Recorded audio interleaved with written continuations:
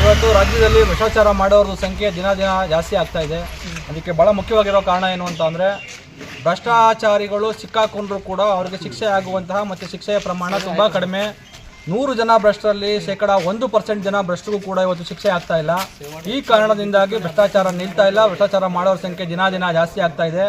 ಲೋಕಾಯುಕ್ತದವರು ಮೇಲಿಂದ ಮೇಲೆ ರೇಡ್ ಮಾಡ್ತಾ ನಾವು ನೋಡ್ತಾ ಇರ್ತೀವಿ. ಲೋಕಾಯುಕ್ತದವರು ಅಲ್ಲಿ ರೇಡ್ ಮಾಡಿದ್ರು, ಇಲ್ಲಿ ರೇಡ್ ಮಾಡಿದ್ರು, ಅಷ್ಟು ಜನ ಸಿಕ್ಕಿದ್ರು, ಇಷ್ಟು ಜನ ಸಿಕ್ಕಿದ್ರು, ಒಬ್ಬೊಬ್ಬನ ಹತ್ರ ಇಷ್ಟಿಷ್ಟು ಕೋಟಿ ಸಿಕ್ತು, 10 ಕೋಟಿ ಸಿಕ್ತು, 100 ಕೋಟಿ ಸಿಕ್ತು, 50 ಕೋಟಿ ಸಿಕ್ತು ಅಂತ.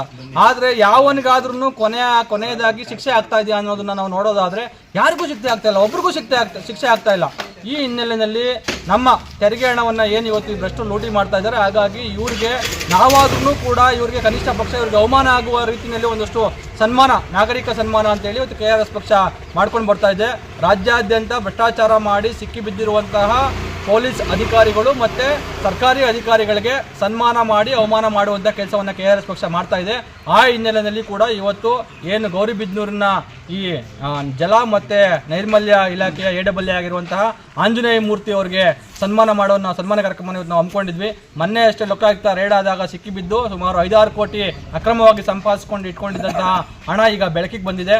ಆ ಹಿನ್ನೆಲೆಯಲ್ಲಿ ಏನು ಗೌರಿಬಿದನೂರಿನ ಜನರ ಮತ್ತು ಇಡೀ ರಾಜ್ಯದ ಜನರ ತೆರಿಗೆ ಹಣವನ್ನು ಈತ ಏನು ಲೂಟಿ ಮಾಡಿದೆ, ಹಾಗಾಗಿ ರಾಜ್ಯದ ಜನರ ಪರವಾಗಿ ಈತನಿಗೆ ಸನ್ಮಾನ ಮಾಡಬೇಕು. ಆ ಮುಖಾಂತರ ಆದರೂ ಈ ರೀತಿಯಾಗಿ ಸನ್ಮಾನವನ್ನು ಮಾಡಿಸ್ಕೊಂಡಂಥ ಕಾರಣಕ್ಕಾದ್ರೂ ಅವಮಾನಕ್ಕೆ ಒಳಗಾಗಿ ಅವರು ಮನಪರಿವರ್ತನೆ ಆಗಲಿ, ಮತ್ತು ಇನ್ನು ಬಾಕಿ ಇರುವಂಥ ಈ ರೀತಿಯಾಗಿಯೇ ಭ್ರಷ್ಟಾಚಾರದಲ್ಲಿ ಮುಳುಗಿರುವಂಥ ಅಧಿಕಾರಿಗಳಿಗೂ ಕೂಡ ಇದೊಂದು ಎಚ್ಚರಿಕೆಯ ಗಂಟೆ ಆಗಲಿ ಅನ್ನುವಂಥ ಹಿನ್ನೆಲೆಯಲ್ಲಿ KRS ಪಕ್ಷದ ನಾವೆಲ್ಲ ಪದಾಧಿಕಾರಿಗಳು, KRS ಪಕ್ಷದ ತಾಲೂಕು ಅಧ್ಯಕ್ಷರು ಮತ್ತು ಜಿಲ್ಲಾ ಅಧ್ಯಕ್ಷರು ಮತ್ತು KRS ಪಕ್ಷದ ಚಿಕ್ಕಬಳ್ಳಾಪುರ ಜಿಲ್ಲಾ ಉಸ್ತುವಾರಿಗಳಾಗಿರತಕ್ಕಂಥ ಶ್ರೀನಿವಾಸ್ ಅವರ ನೇತೃತ್ವದಲ್ಲಿ ನಾವು ಇವತ್ತು ಸನ್ಮಾನ ಮಾಡೋದಕ್ಕೆ ಅಂತೇಳಿ ಬಂದಿದ್ವಿ. ಆ ವ್ಯಕ್ತಿ ಇವತ್ತು ಕಚೇರಿನಲ್ಲಿ ಇರಲಿಲ್ಲ, ಹಾಗಾಗಿ ಅವರ ಕುರ್ಚಿಗೆ ಸನ್ಮಾನ ಮಾಡಿ ನಾವು ನಮ್ಮ ಸನ್ಮಾನ ಕಾರ್ಯಕ್ರಮವನ್ನು ಮುಗಿಸಿದ್ವಿ.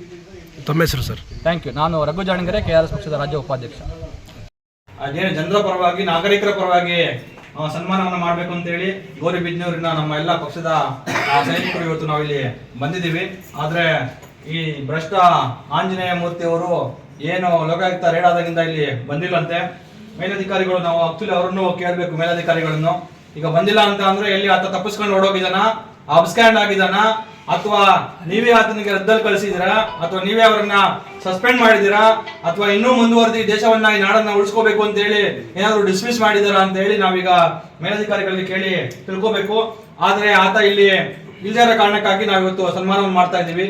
ನಾನು ಈ ಮುಖಾಂತರ ರಾಜ್ಯದ ಎಲ್ಲ ಏನು ಅನ್ನ ತಿನ್ನೋದನ್ನ ಬಿಟ್ಟಿರುವಂತಹ ಎಲ್ಲ ಸರ್ಕಾರಿ ಅಧಿಕಾರಿ ಮತ್ತೆ ಪೊಲೀಸರಿಗೆ ಈ ಮುಖಾಂತರ ಕೇಳ್ಕೊಳ್ಳೋದೇನು ಅಂತ ಅಂದ್ರೆ, ನಿಮಗೂ ಕೂಡ ನಿಮ್ಮ ಮರ್ಯಾದೆಯನ್ನು ಕೂಡ ಈ ರೀತಿಯಾಗಿ ಹರಾಜಾಕುವಂತಹ ಕೆಲಸ ಆಗಬಾರದು ಅಂತ ಅಂದ್ರೆ, ಏನಿವತ್ತು ಬಂಗಲೆ, ಕಾರು, ಸೂಟು ಬೂಟು ಹಾಕೊಂಡು ನೀವು ಸರ್ಕಾರಿ ಅಧಿಕಾರಿಗಳು ಜನರ ದುಡ್ಡನ್ನ ಲೂಟಿ ಮಾಡಿ ತಿಂದಿ ತೇಗ್ತಾ ಇದ್ದೀರಲ್ಲ, ನೀವತ್ತು ಮೆರಿತಾ ಇದ್ದೀರಲ್ಲ ಜನರ ಮುಂದೆ, ಬಡ ನಾವು ಸಭ್ಯಸ್ಥರು, ಬಡ ನಾವು ಮರ್ಯಾದೆಸ್ತರು ಅಂತ ಹೇಳಿ ಇವತ್ತು ಮೆರಿತಾ ಇದ್ದೀರಲ್ಲ, ನಿಮ್ಮ ಮರ್ಯಾದೆ ಉಳ್ಕೋಬೇಕು ಅಂತ ಅಂದ್ರೆ ಅನ್ನ ತಿನ್ನುವಂತ ಕೆಲಸ ಮಾಡಿ.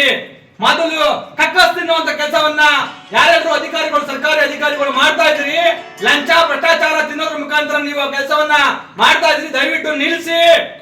ನಿಮ್ಮ ಹೆಂಡತಿ ಮಕ್ಕಳನ್ನ ಜನ ಆದಿ ಬೀದಿಯಲ್ಲಿ, ನಿನ್ನ ಗಂಡ ಇಂತ ನೀಚ, ನಿಮ್ಮಪ್ಪ ಇಂತ ಭ್ರಷ್ಟಾಚಾರಿ, ನಿಮ್ಮಪ್ಪ ಇಂತ ಜನದ್ರೋಹಿ, ನಿಮ್ಮಪ್ಪ ಇಂತ ಲುಚ್ಚ, ಜನರ ತೆರಿಗೆ ಹಣವನ್ನ ತಿಂದಂತವ್ರು ನಿಮ್ಮಪ್ಪ ಅನ್ನುವಂತದನ್ನ ನಿಮ್ಮ ಮಕ್ಕಳಿಗೆ, ನಿಮ್ಮ ಹೆಂಡತಿಯರಿಗೆ ಯಾರು ಆದಿ ಬೀದಿಲಿ ಹೋಗೋ ಜನ ಪ್ರಶ್ನೆ ಮಾಡಬಾರ್ದು.